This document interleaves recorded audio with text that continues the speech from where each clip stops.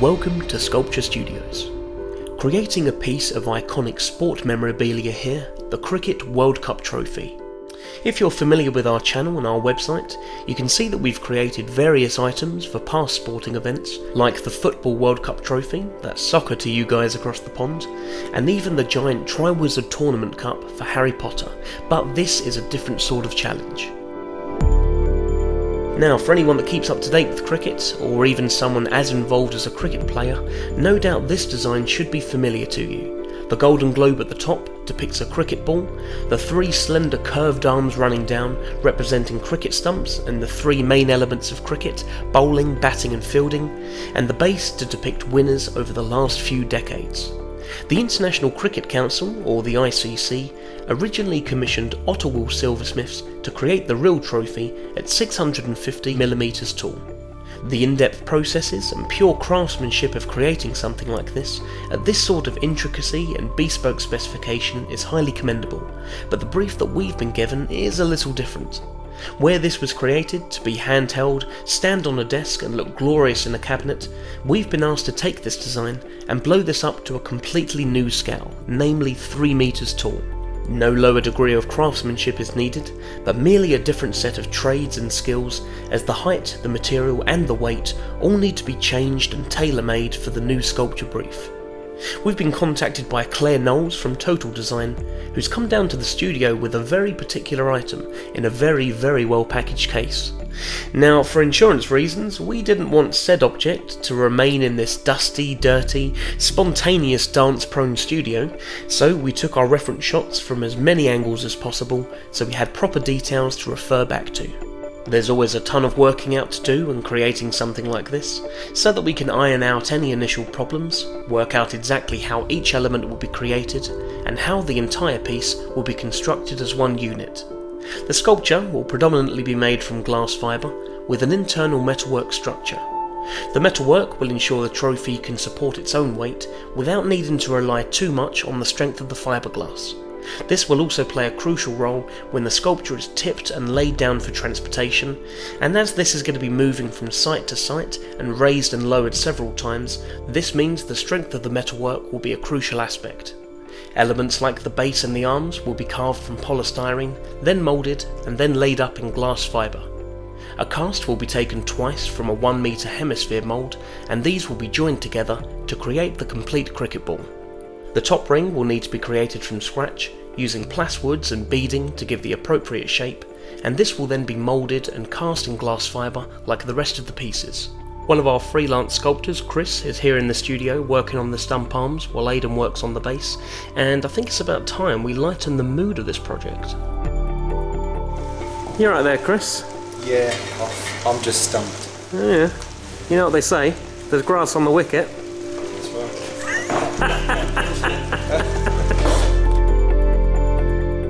Joking aside, we need to make sure that the arm that's being created here in its polystyrene form is completely accurate, as remember this is going to be moulded and then replicated 3 times over. Any mistake here would result in a recurring error in all 3 casts, and it's much easier to make changes now. I made all the amendments now, Chris. How's that? Very good. Fold out now. Bowled out. No, you haven't got the balls for any more jokes, have you? Yep. I'm going to bow you out of saying any more. And what about you, Kevin? Yeah, and I'm out for 6. Out for 6.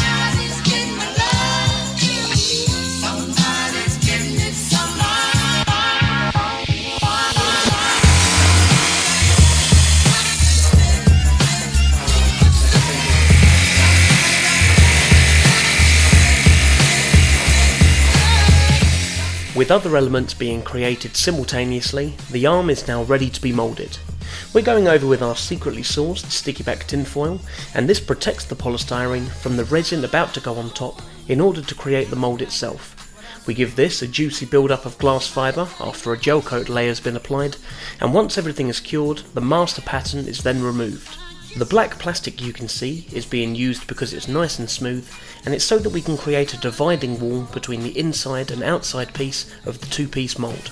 We're also laminating wooden battens onto the back so that the shape doesn't rock around when we're working on it later. When we finish laying up the 3 sets of fiberglass, remembering it's going to be about 5mm thickness of actual shell, I'm going to send this mould off to the metalwork people and see if they can bend or form their tubes of stained steel in there, which we can then embed inside our fiberglass, and then we can weld them together at top and bottom to make sure the whole structure doesn't move at all, and then the fiberglass actually becomes just a piece of cosmetics and the metalwork is actually doing all the structural work. Yeah, I think it will work really nice, but it's nice to give them a pattern to work to. On to the base section now, where we start with our usual large billets of polystyrene, and because this base is over 4 foot in diameter, this means we have to adhere our blocks together using our polyurethane expanding foam. This is one of the rare occasions where the turntable gets to stretch its legs, or stretch its singular wheel, or yeah, I didn't think that one through. This gets to be used. Large pieces are taken off using a hot wire, and much like the sexy scene in Ghost and the Potter's Wheel, the shape is formed by hand, only it's poly instead of clay, and there's no Whoopi Goldberg on this occasion.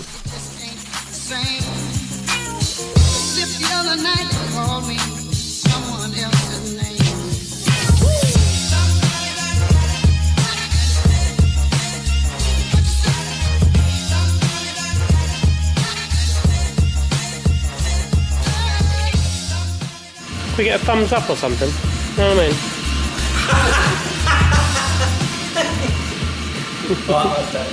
No, well, that's the clip now. That's the clip.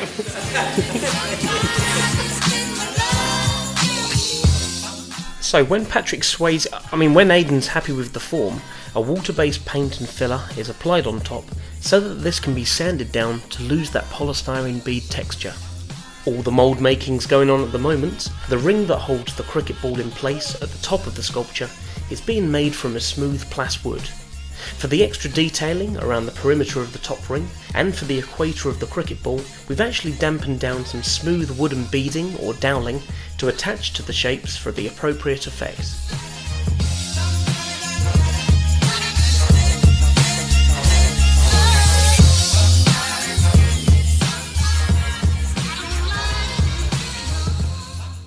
So that we don't have to do as much cleaning up on the inside of this mould, and as the weather's nice and hot, we've actually used a PVA glue on the base to form the barrier between the pattern and the resin for the mould. The pros of using the sticky back tin foil is that it's quick, it doesn't require time to dry, and you can pretty much hit everything all in one pass as opposed to applying multiple layers. The cons, on the other hand, is that it's sometimes very hard to get hold of, as many of you know, and the foil does leave very light, but albeit noticeable lines and wrinkles across the mould surface, which need to be cleaned up later. We're using this glue to eliminate the cleaning up time for this base as much as possible. For this mould, it's being created in 4 pieces, so we've created dividing walls, and here a gel coat has been applied straight on top of the glue, and then backed up with glass fibre. Everything then needs to be taken apart once the materials have cured and the pattern inside is removed, sometimes easier said than done.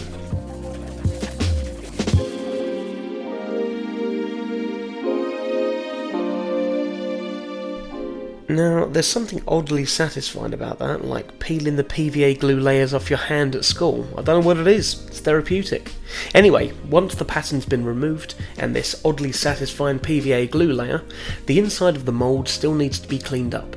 This is to help eliminate any ripples or residual marks in the gel coat that would be translated into the cast. The plastic disc inserts that were placed on the master pattern earlier create the 11 raised surfaces around the clock, and these will eventually have decal transfers added with winning country details later on.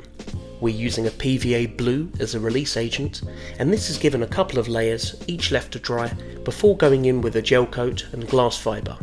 The mould pieces have been bolted together in 2 halves along exterior flanges, so rather than bolting the whole thing together and struggling to get inside, this makes laying up much more manageable.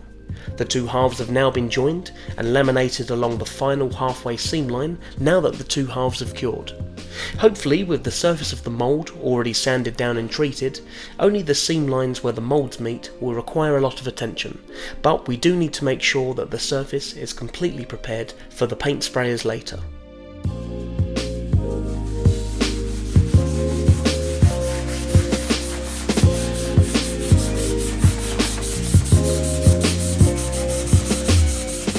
So, after speaking with our metalwork manufacturers, we've decided that rather than getting these metal arms sent away and paying to have each of them put through a roller, we're simply going to bend them to the correct form here in the studio. We figured the bars could still come back to the workshop and we find they don't fit the shape correctly, and this means we would need to send all the bars back again to be reshaped, which would have worked out to be expensive and time consuming, so we're going to do everything here in-house. This means we can offer each bar up to the fiberglass cast after each bend, and we keep tweaking until we get it right. Always nice when you can do something yourself.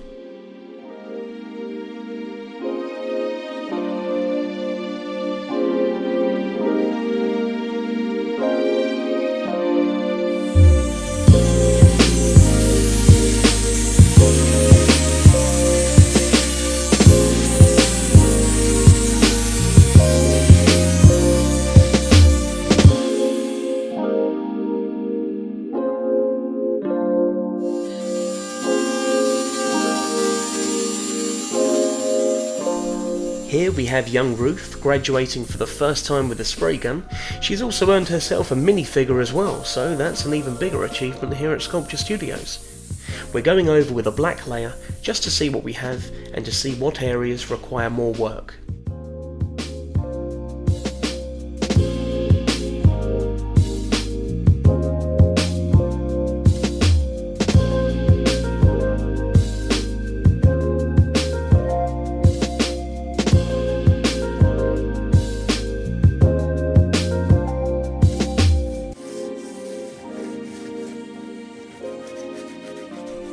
With the majority of the elements nearing their individual completion, it's time to invite Claire back down to the studio to see the progress of the work so far.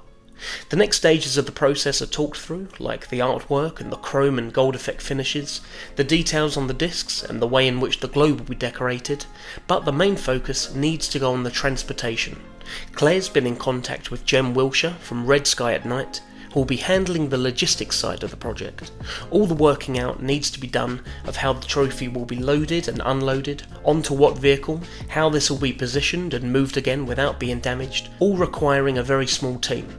Ideally, this needs to be managed by just 2 or 3 people, so this requires some thought into the base section, the fixings, and any mechanism needed for standing the trophy upright and laying it down again safely. We're not sure just how many locations this is going to, so this is why it's imperative that the sculpture is as strong as it is, and it's a good thing that Jem is as strong as he is as well.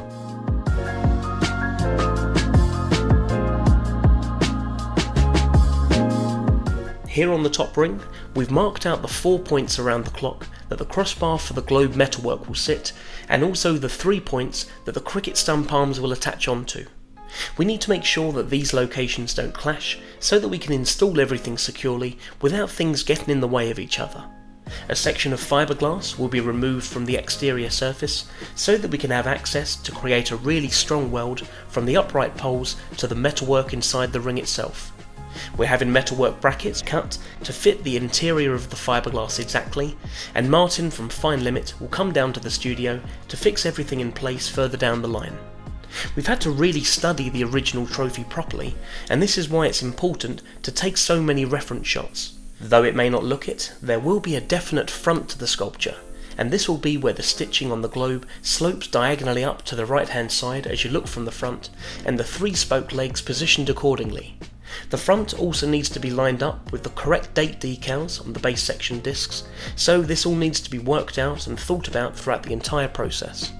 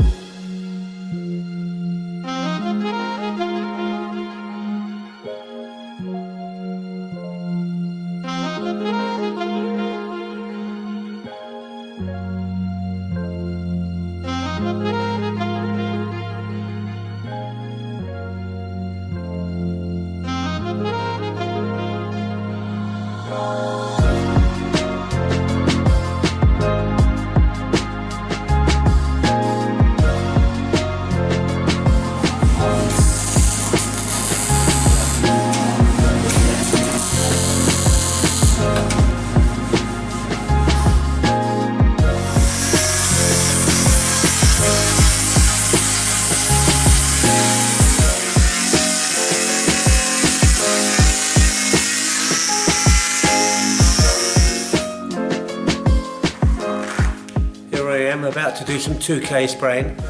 I think most of it's actually quite nice and flat, but I'm going to give it another top coat just to knock off all the imperfections before we send it away to be chromed. And I'm pretty sure that they'll do their own blacking anyway, but belt and braces really.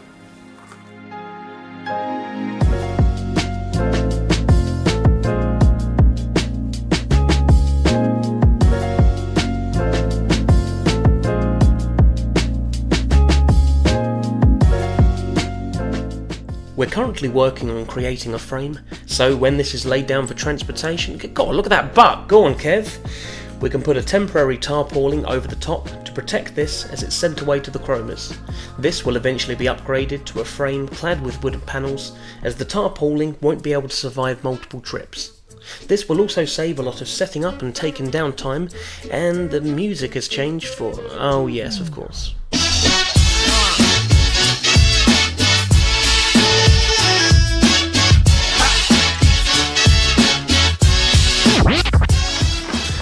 So, boss, what's happening here?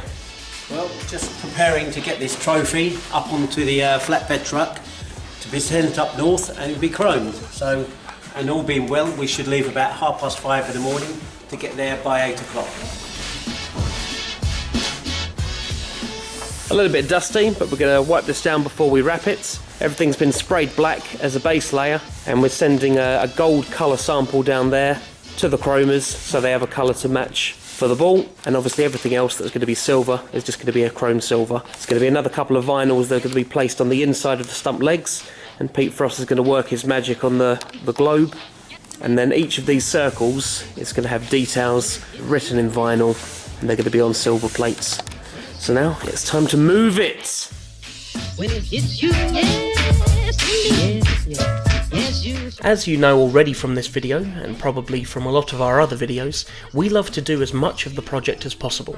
Often we need to dedicate the work to more practical hands or places that are far less dusty, such as specialist metalwork, or in this case, getting the sculpture painted in a chrome effect finish.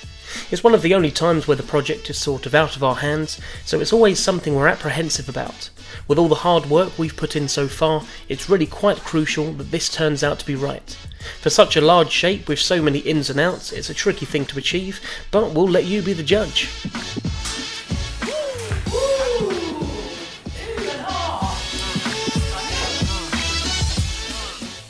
Inviting the clients back down to the studio as we're nearing completion of the artwork. Claire and Jem have come to make sure everything's in order before we add the final finishing touches. Pete Frost from Stanford Signs, who does a fantastic job with our vinyl and transfer work, has created the decals to go on the plates around the base. To ensure these are of the highest standard, as these will all be at eye level once the trophy's raised on the plinth, we've had the discs laser cut from polished stainless steel. These are then added to the base with anti-tamper screws, which will hopefully save people running off with one. Moving round the clock, the 11 faces depict the winning country every 4 years, from 2015 all the way back to 1975. Decal stickers also need to be placed on the inside of each cricket stump, and wording that needs to go around the top ring. We've been sent text files from the client so that these vinyl graphics are as close to the real-life trophy as possible. Pete's now starting work on the globe itself, where to really have this stand out in the sunshine at this larger scale, rather than this being an etch into the surface, all of the contour lines and continents are going to be painted by hand. Along with the giant cricket ball seating, where if you haven't seen a video for this, there'll be a link in the YouTube description once everything's out in the open, the sculpture's gone on tour all around the UK. This was photographed alongside a replica of the real trophy right beside it for comparison, so it's just as well that we made this as close to the original as we possibly could. Online, what with all the hundreds of thousands of videos and images of the 2019 Cricket World Cup, it was actually difficult to gain access to proper social media images or footage of the sculpture out in the open, but luckily Claire hooked us up with some final shots of the trophy out in the public domain in all its glory. We also made it into the local paper, promoting Basildon's resident sculptor, which is always a nice cherry on top. Looking back on this project, this has been a real mixed bag in terms of the processes needed to create this, the puzzle of how this is going to be stood up, laid down and moved. We have to thank Jem and his team from Red Sky at Night for that one, and for making sure that our client is completely happy with the creation throughout. It's always one of the most important aspects of the work for us that our client has the result they were after, so we really hope we've done this project proud. A massive thank you must go to Claire Knowles from Total Design for approaching us with the work and for ensuring that we were commissioned both for the trophy and the cricket ball seating aspects of the project. Not only is it great for our channel and our portfolio, but will hopefully inspire more work with Claire, Total Design and Red Sky at Night for the future. We've absolutely loved creating this for the ICC, so last but by no means least, thank you very much to the International Cricket Council for accommodating us with this project. On a side note, does anyone actually know the score of the England and New Zealand final? I mean, I don't even follow cricket, so I'm just gonna leave this bad boy here. Well done, lads. Couldn't have made it closer if you tried. What a time to be working for the ICC, and what a time for England. Making history with merry old England winning the Cricket World Cup for the very first time, and also a win for Lewis Hamilton and the Grand Prix, all in the same day. If you happen to see this sculpture out and about, perhaps as a permanent feature at a particular location, you now know where it came from. Please feel free to leave any comments below, as they're always appreciated, and hit the subscribe button for our latest videos. You can like Sculpture Studios on Facebook and follow @Aden Hynes on Twitter, and for more of our work, visit sculpturestudios.co.uk. Thank you very much for watching. This is the moment, it's Archer to Gutkel, 2 to win.